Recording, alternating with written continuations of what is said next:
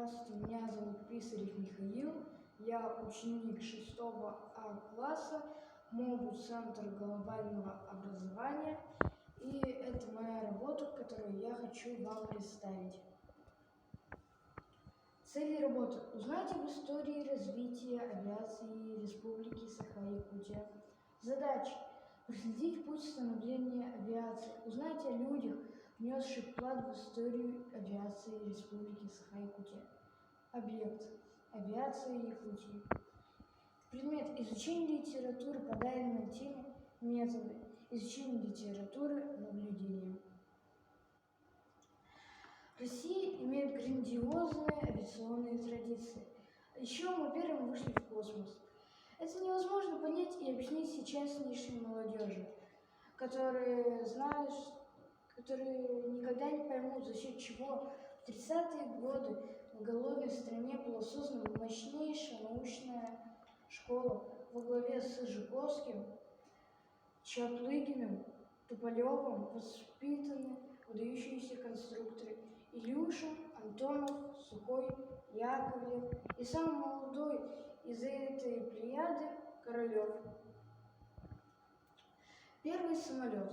Первый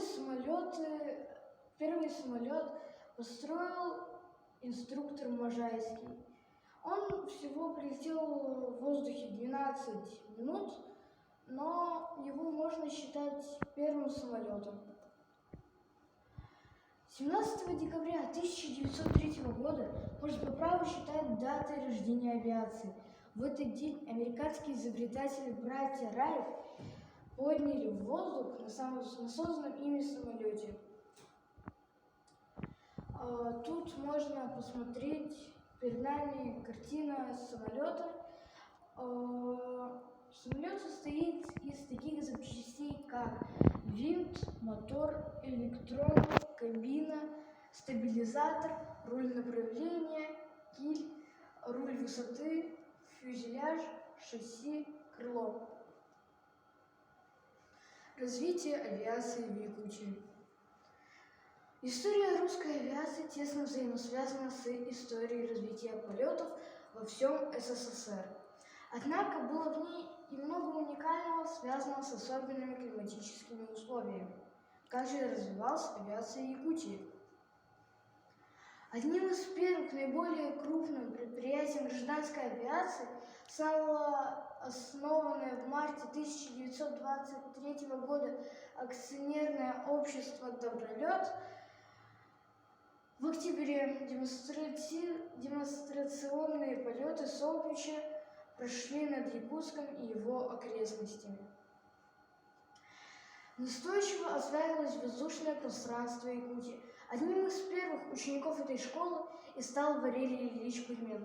Нелегко было ученикам осваивать сложные формулы, и занимались они где придется.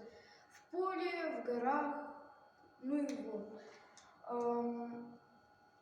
Валерий Ильич Кузьмин родился в семье Иньяк Алехинского района Якутской ССР. В 1935 году поступил в Ульяновскую объединенную школу инструкторов летчиков Освайхима. Валерий Ильич Кузьмин стал одним из первых пилотов Якутии, налетавшим 1 000 000 километров и единственным из летчиков, освоивших 12 типов самолетов. В годы Великой Отечественной войны Валерий Ильич Кузьмин принимал участие в перегонке самолетов с Аляски на фронт. Заслуги Валерия Ильича Кузьмина в период войны с фашизмом отмечены орденом Красной Звезды. Велика его роль в освоении побережья Среднего Ледовитого океана. С именем Валерий Ильич Кузьмин неразрывно связана разведка месторождения алмазов, обслуживание дрейфующих полярных станций, полеты вновь открываемыми трассами Якутии. Под его руководством была произведена замена огромного парка морально устаревших самолетов на современные турбовинтовые и турбореактивные лайнеры Ан-24, Ан-26, Ан-12, Як-40, Ту-154 и Ил-76. Предметом жизни Валерия Ильича Кузьмина была авиация. Да, он жизни не представлял без авиации. В Якутске установлен памятник легендарному летчику. Его имя присвоено на улице, площади и средней школе номер 30. На доме, где он жил последние годы, установлена мемориальная доска. Имя Валерий Ильич Кузьмин. Носил теплоход, припасный к порту Тикси. Имя Валерий Ильич Кузьмин размещено на крыльях самолета «Сухой суперджет» авиакомпании «Якутия». 7 ноября этого года исполнилось 103 года известного командира Якутского объединенного авиаотряда, героя социалистического труда Валерия Ильича Кузьмина. Заключение. Собрав материал и изучив данную тему, мы приходим к определенным выводам. Авиация Якутии имеет обширную и интересную роль.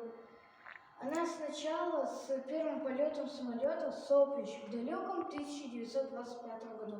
Валерий Ильич Кузьмин является одним из ярких представителей авиации Якутии. Рекомендуем с этим материалом ознакомить школьников на классных часах.